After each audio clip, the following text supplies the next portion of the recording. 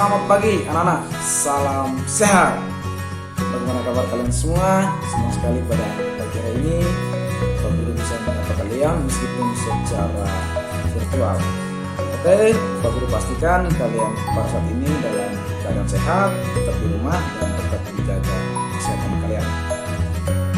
Untuk mempersingkat waktu, kita langsung saja kemudian materi yang kita akan bahas pada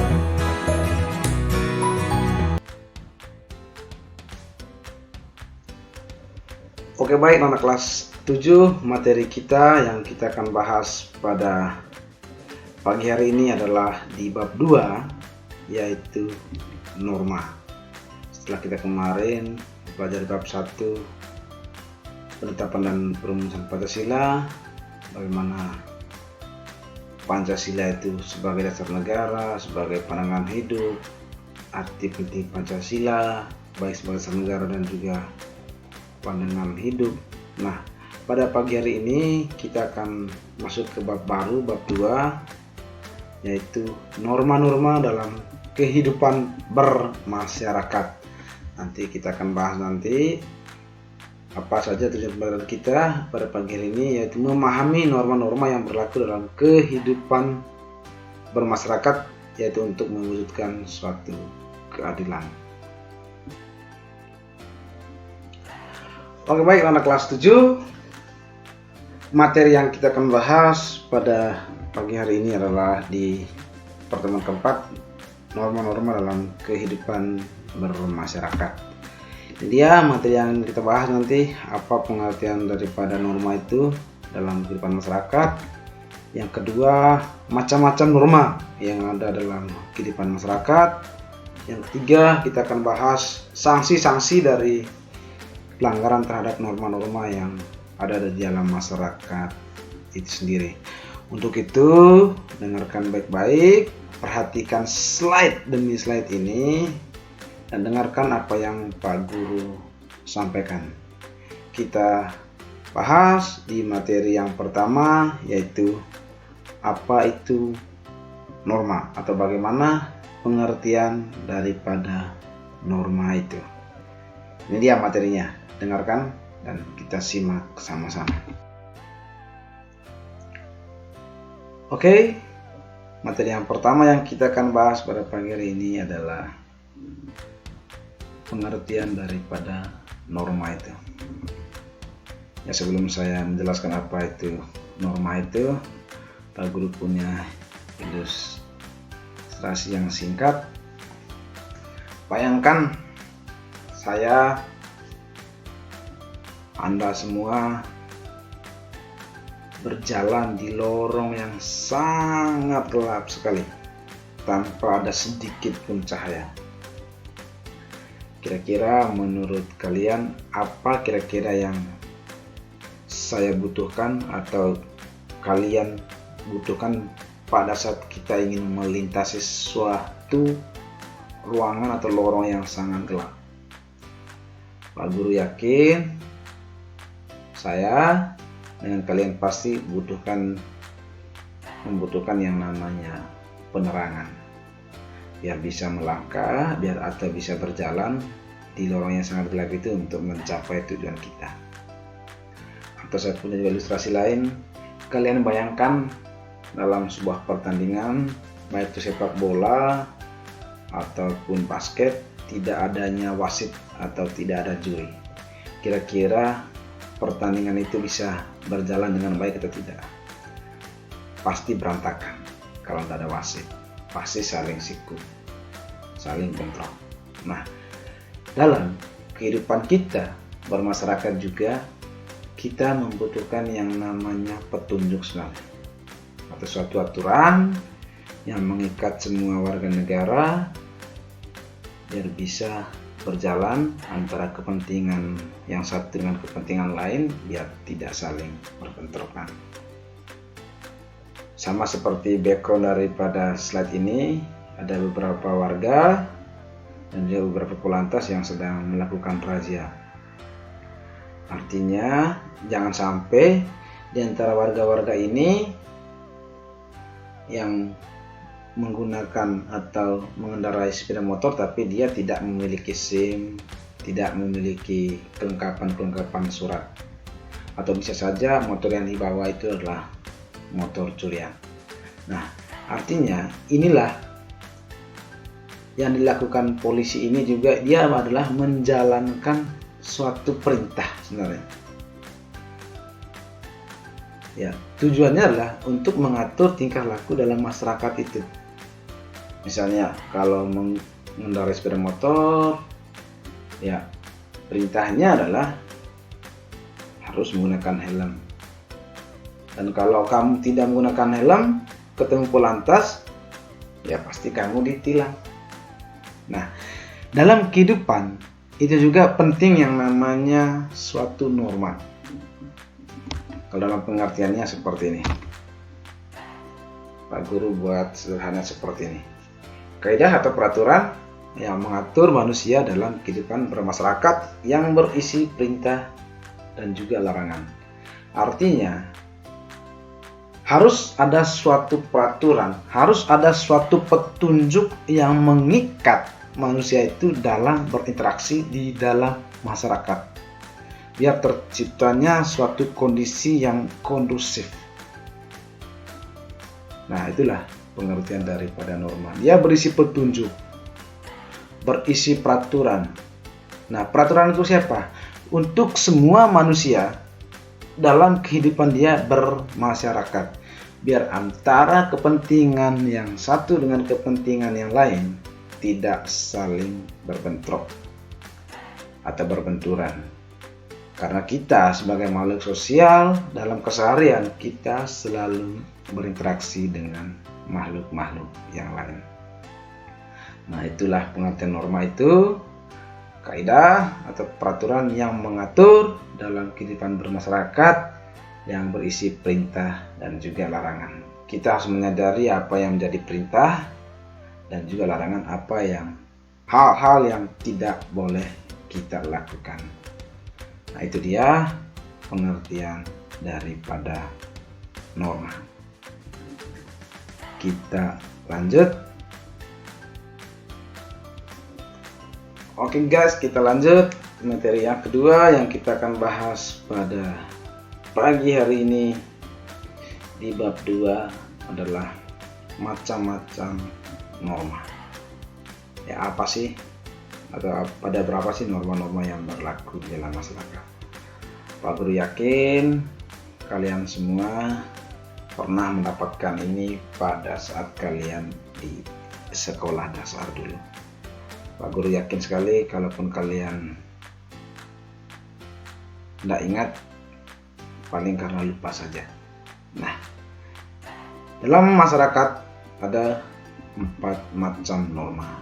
Ini dia norma yang pertama, itu adalah norma agama. Kita akan bahas nanti apa itu norma agama, apa bentuk-bentuk atau ciri-ciri daripada norma agama itu. Yang kedua ada norma kesopanan. Yang ketiga ada norma kesusilaan.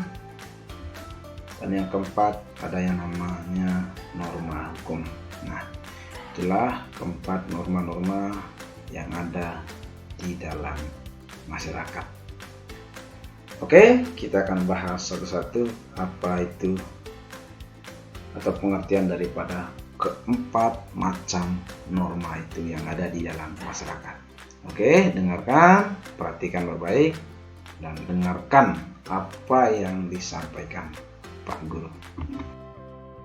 Adalah norma agama. Kalau kalian perhatikan background di slide ini, kira-kira kalian, Pak Guru yakin nih, kalian bisa mendefinisikan apa itu norma agama sebenarnya. Ya, norma agama itu adalah peraturan atau petunjuk hidup yang berasal dari Tuhan yang Maha Esa, yang berisi perintah dan juga larangan. Nah, ciri-ciri daripada norma ini adalah semua orang Indonesia dia harus mengaku yang pertama itu adanya Tuhan.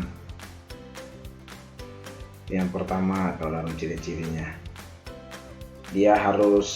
yang kedua, dia harus menjalankan perintah Tuhan. Misalnya kalau yang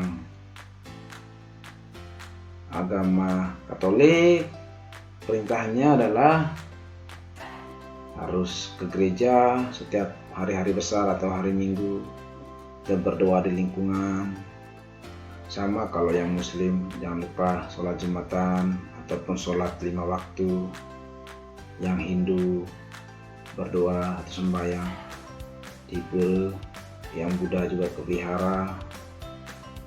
Artinya adalah norma agama ini petunjuk yang berisi atau yang berasal dari Tuhan Pencipta.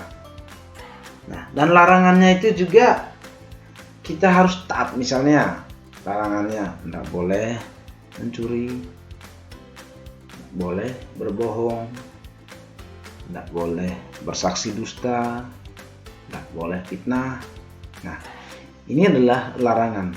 Sanksi daripada norma ini adalah pada saat nanti kita di dunia akhirat. Nah, sampai di sana nanti dalam pengadilan terakhir kita semacam ditimbang. Kamu dalam hidupmu, kamu berat amal apa dosa? Ingat, dosa itu adalah upahnya maut. Artinya dalam kehidupan kita sehari-hari, kita semua orang Indonesia, semua orang yang beragama, kita harus taat, jalankan segala perintah Tuhan itu sendiri, dan jauhi segala larangan-larangannya. Ingat, karena kita hidup di dunia ini, Tuhanlah yang menjadi pencipta kita, dan suatu saat kita akan kembali di alam yang abadi. Nah, itu dia. Norma yang pertama adalah norma agama. Kita lanjut. Norma yang berlaku yang kedua di dalam yaitu norma kesopanan. Kalau kalian lihat di background daripada slide ini, ada anak yang sedang menyalin orang tuanya pada saat berpergian ataupun pulang, atau saling dengan bapak ibu guru mungkin kalau di sekolah pada saat datang ataupun pulang, atau siapa saja yang dia ketemukan, terutama orang-orang yang dianggap lebih tua daripada usianya. Nah, kalau dalam pengertian sendiri, norma kesopanan ini adalah aturan atau kaidah yang mengatur tingkah laku manusia yang bersumber dari tata kelakuan atau tata krama kebiasaan dalam masyarakat. Nah, artinya norma ini adalah sifatnya lokal karena dia hanya berlaku di daerah-daerah tertentu atau kebiasaan-kebiasaan dalam kehidupan masyarakat yang dianggap baik. Misalnya, ciri-ciri norma ini, norma sopan misalnya, harus menjaga kata-kata, terutama pada saat mengucapkan kata-kata itu, apalagi dengan orang tua, harus sopan, dengan santun, menyapa siapa saja, terutama orang yang lebih tua, menghargai, menghormati. Itu ciri-ciri daripada norma kesopanan. Terus kalau memberi sesuatu harus menggunakan tangan kanan, menerima suatu pula harus dengan tangan kanan. Nah, sama kayak di Mataram atau di Lombok, kita tidak boleh kalau menunjuk seseorang itu dengan menggunakan tangan kiri, apalagi yang kita tunjuk itu adalah orang tua. Makanya norma ini berlakunya juga lokal. Artinya apa yang menjadi kebiasaan, apa yang menjadi tata kelakuan dalam masyarakat itulah yang menjadi norma kesopanan. Kaidah yang mengatur dalam pergaulan kita sehari-hari. Itu kalau norma kesopanan dan juga ciri-cirinya, dan masih banyak ciri-ciri yang lain daripada norma kesopanan ini. Misalnya kalau panggil guru, panggil orang tua, nggak usah pakai teriak-teriak dari jauh. Hampiri, ngomong baik-baik, dengan santun, dengan bahasa-bahasa yang sopan. Begitu juga pada saat makan, baik di rumah, di kantin sekolah. Kalau sedang mengunyah, nggak usah sambil berbicara, biar tidak mencerat makanan yang ada dalam mulut kalian. Nah, itulah norma-norma kesopanan. Oke, kita lanjut. Norma yang berikutnya dalam masyarakat itu adalah norma kesusilaan.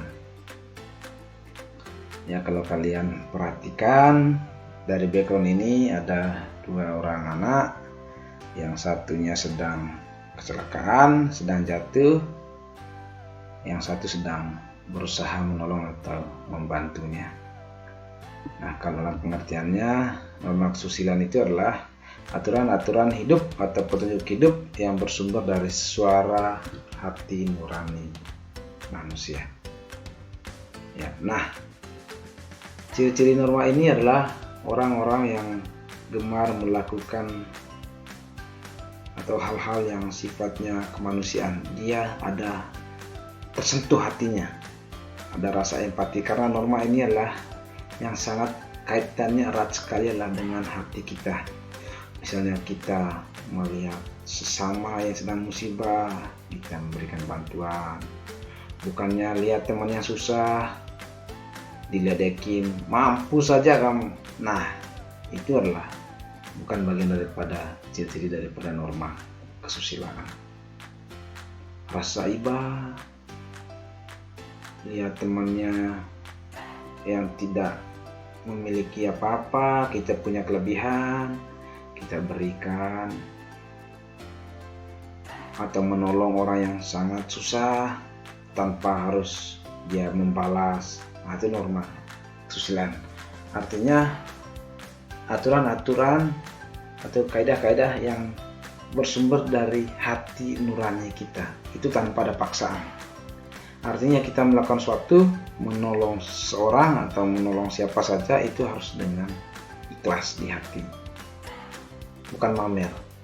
Nah, itulah kalau ciri-ciri daripada norma-norma kesusilaan. Misalnya kalian pada saat berpergian, itu norma kesusilaan. Misalnya nih, dalam halte misalnya ada orang tua, ada ibu hamil, ada kakek-kakek atau nenek-nenek yang sudah peot sekali. Dia tidak memiliki tempat duduk, tetapi kamu tahu dia berdiri, tapi kamu pura-pura seakan-akan kamu tidak tahu kalau ada orang tua atau ada kakek nenek yang sangat membutuhkan tempat duduk dibandingkan kamu yang masih sangat muda. Kamu pura-pura paling main HP, mau lihat handphone, biar kamu seakan-akan tidak ada orang lain yang selain kamu di halte. Nah, itu adalah masalah hati. Kamu peduli tidak? Nah, itulah norma kesusilaan. Oke, kita lanjut.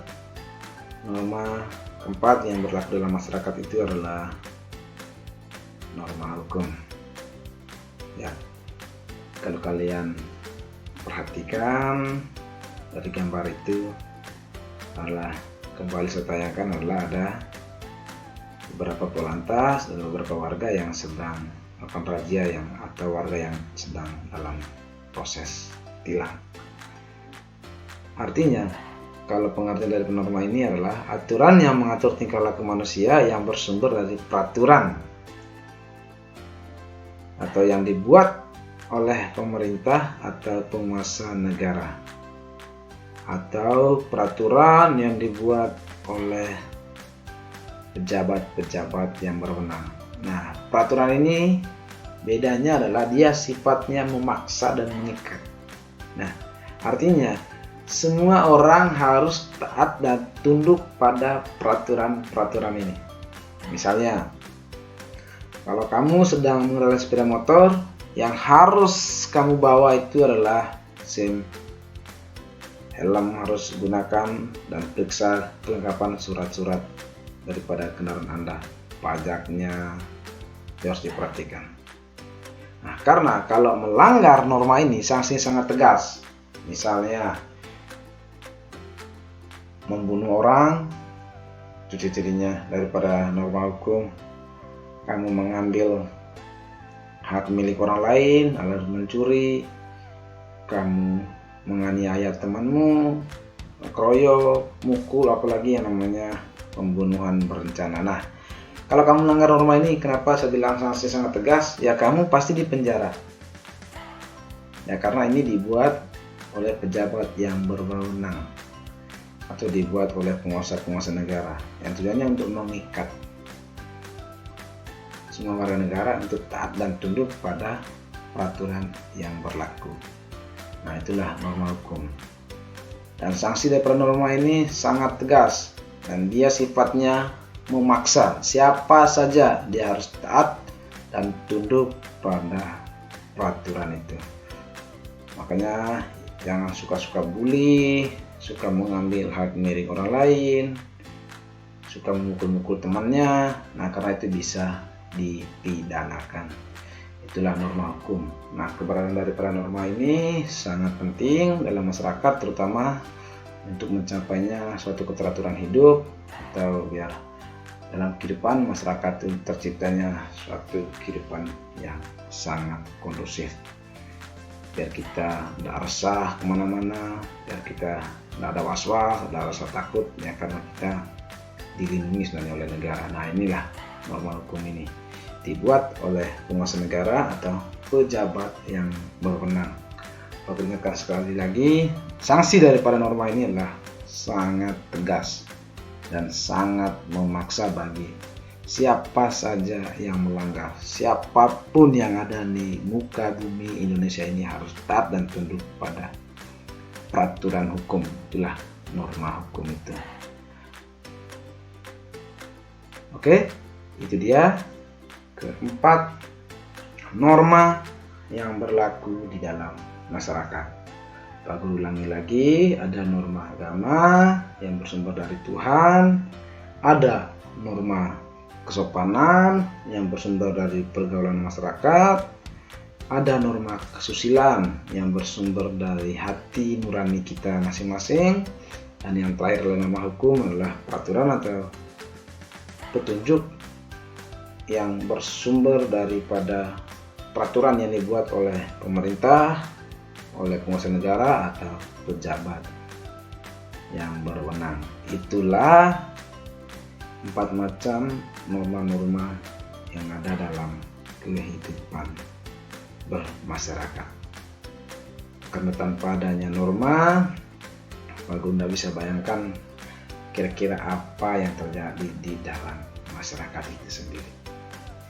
Oke, itu dia materi yang kedua yang kita bahas pada pagi hari ini di bab kedua. Kita lanjut.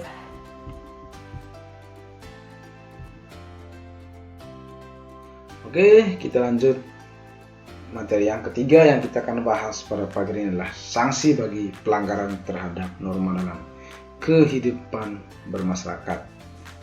Ya, kalau kalian perhatikan di background slide ini ada 2 pemuda remaja yang sedang menggunakan minuman keras atau yang sedang mabuk-mabukan. Ini adalah bentuk salah satu daripada pelanggaran terhadap norma agama.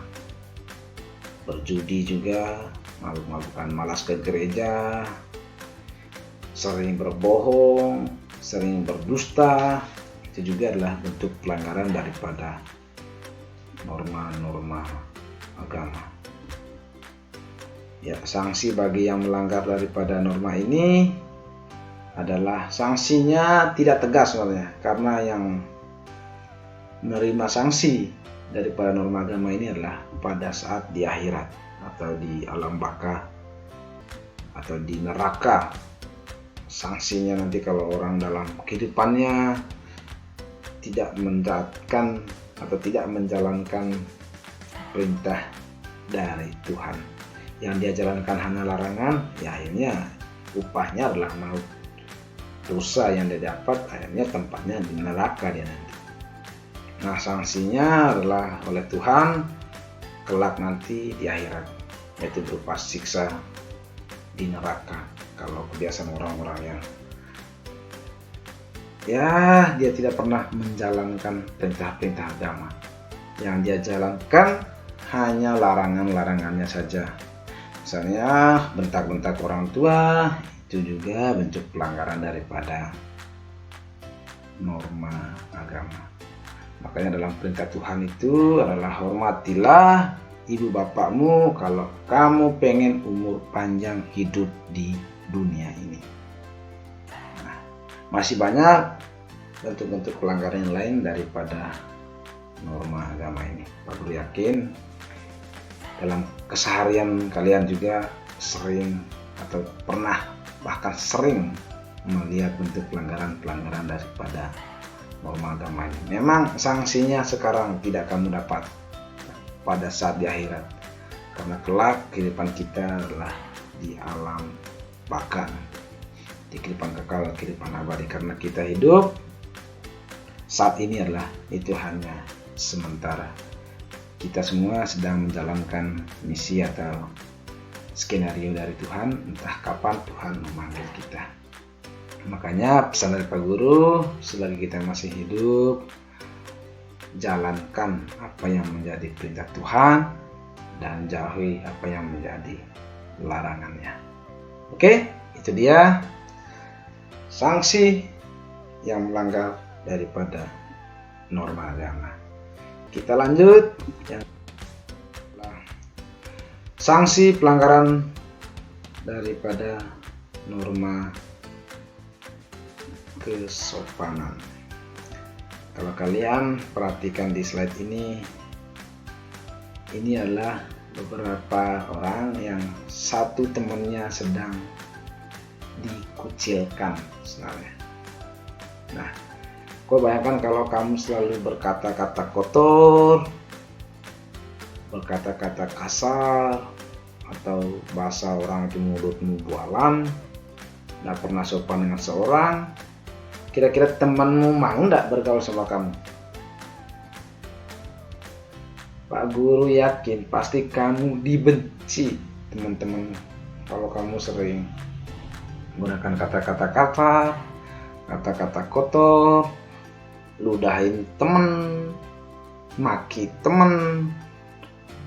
Saya yakin kalian pasti dikucilkan. Nggak ada yang mau berteman sama kamu. Itulah bentuk sanksi daripada melanggar norma kesopanan. Yaitu bisa berupa celaan dari semua teman-temanmu, dan celaan tersebut bisa kata-kata kamu nggak dianggap, dipandang sangat rendah sekali oleh orang-orang sekelilingmu. Dibenci betul kamu, dijauhi dari pergaulan, nggak punya teman. Nah, itu kalau kamu melanggar yang namanya norma kesopanan. Karena bagaimana kamu bisa bergaul dengan sesama kalau kamu sudah tidak sopan dengan sesama temanmu? Akhirnya apa yang kamu dapat? Celaan, kata-kata hinaan, dicemooh kamu, dijauhin. Itu kalau kamu tidak sopan atau melanggar norma kesopanan. Makanya di sekolah, di rumah, di mana saja harus dijaga ucapan, tingkah laku kamu, terutama dalam pergaulan. Karena setiap saat kita hidup, dimanapun kamu selalu berinteraksi dengan orang lain. Makanya harus sopan dalam berkata-kata atau juga dalam kelakuan. Nah, itu dia sanksi yang kedua dari melanggar norma kesopanan. Oke, kita lanjut.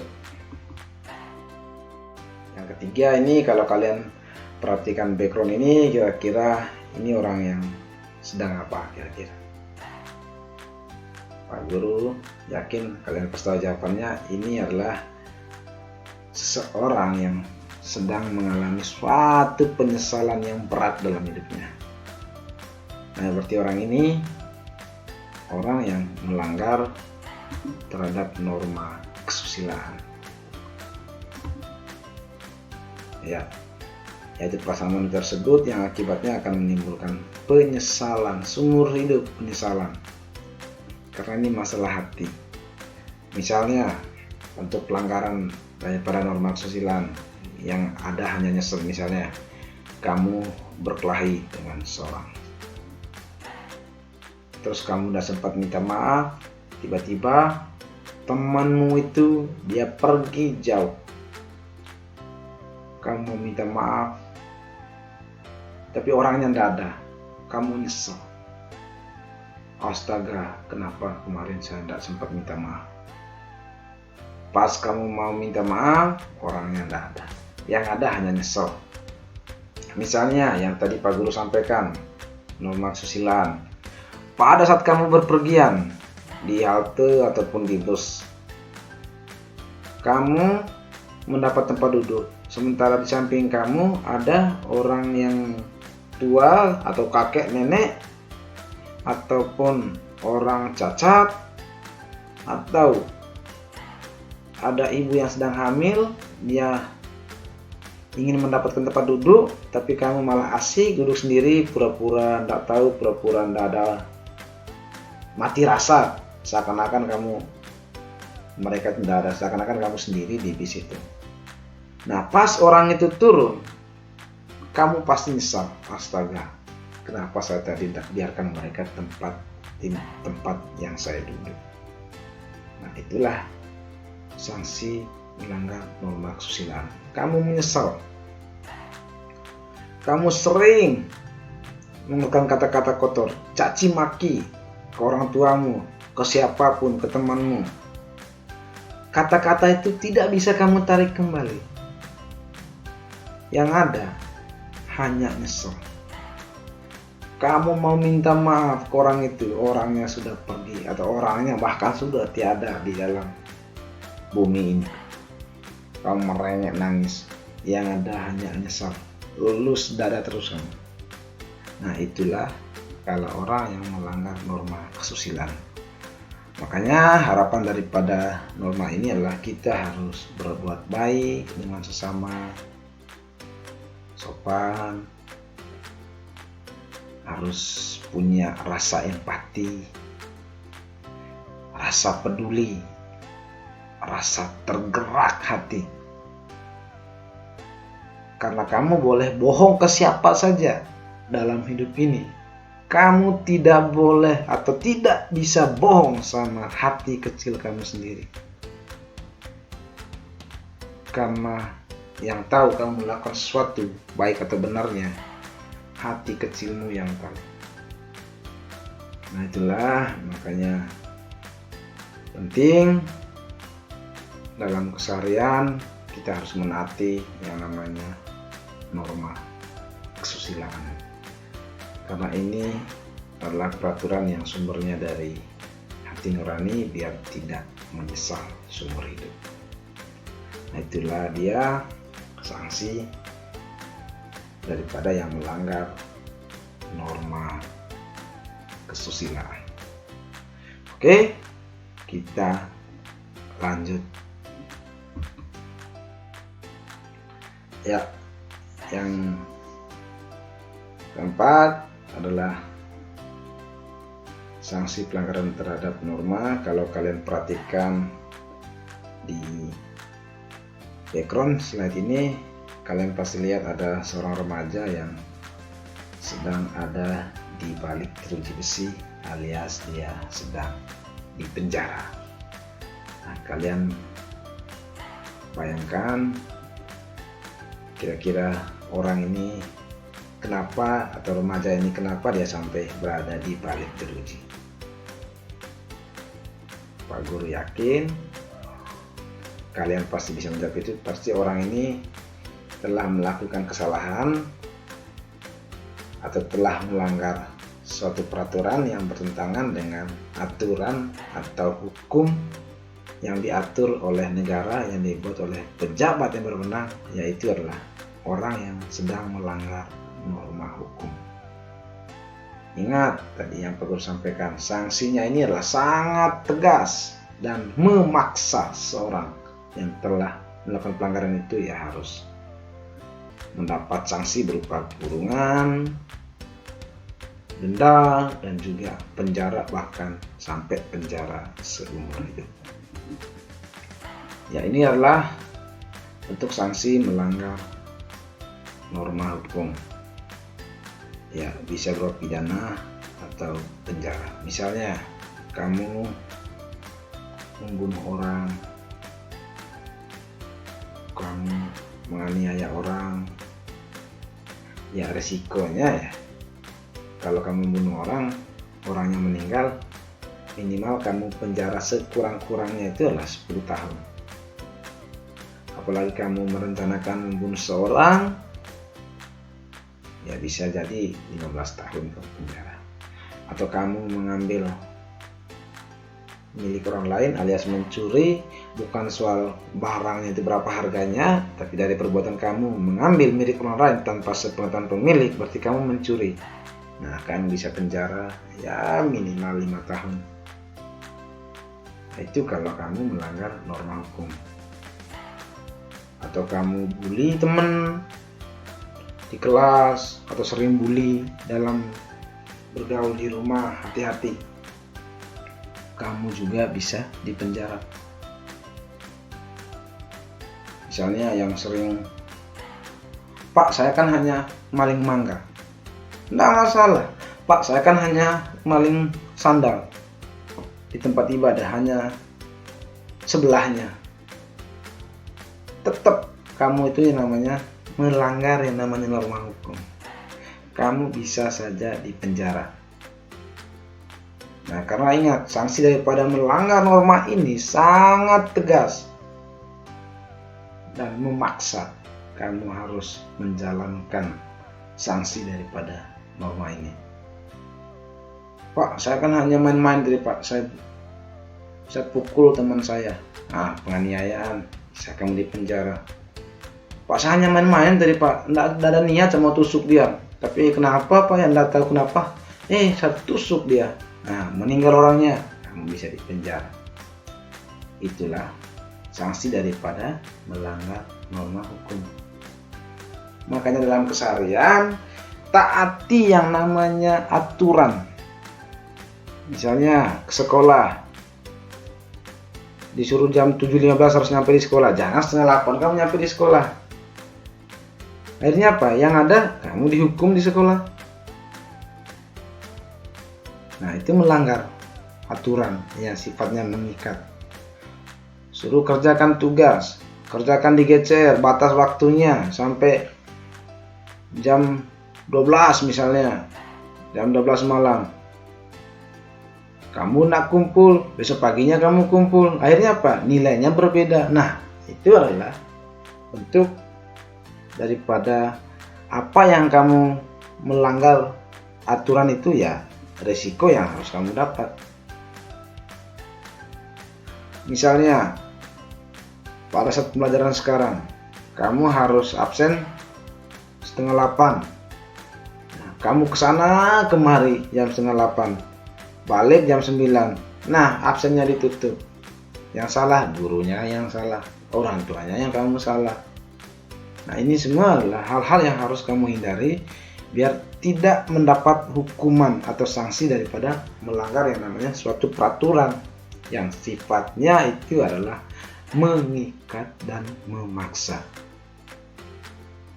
Ya, itulah sanksi bila kita melanggar norma-norma yang berlaku di dalam masyarakat. Pesan Pak Guru, kita dalam kehidupan, dalam keseharian kita, dalam pergaulan kita sehari-hari, dimanapun kamu berada, kamu harus taat terhadap semua peraturan, semua tata kaidah, atau norma-norma yang ada di dalam masyarakat. Karena tujuan daripada keberadaan norma itu adalah biar terciptanya suatu kehidupan yang masyarakat yang kondusif, biar kamu aman, biar kita hidup tentram, orang di sekitar kamu juga bisa nyaman. Nah, itu dia materi yang kita akan bahas di pertemuan keempat di bab 2 pada pagi hari ini. Dan Pak Guru berharap apa yang Pak Guru sampaikan, slide yang Pak Guru tayangkan mudah-mudahan bisa dipahami dengan baik. Dan kalau memang dalam penjelasan Pak Guru tadi ada kata-kata Pak Guru atau ada bahasa Pak Guru yang melanggar atau yang kurang berkenan di hati kalian, mohon dimaafkan. Dan kalau memang apa yang dijelaskan Pak Guru tadi kalian kurang paham atau belum dipahami dengan baik, kalian boleh tanyakan di GC nanti. Dan Pak Guru ingatkan sekali lagi, kalau kalian mau materi yang lengkap, kalian bisa baca buku paket kalian juga, atau di materi yang pertama kali sekali dulu Pak Guru kasih kalian materi yang sangat lengkap sekali. Oke, kita akhiri sampai di sini perjumpaan kita pada pagi hari ini.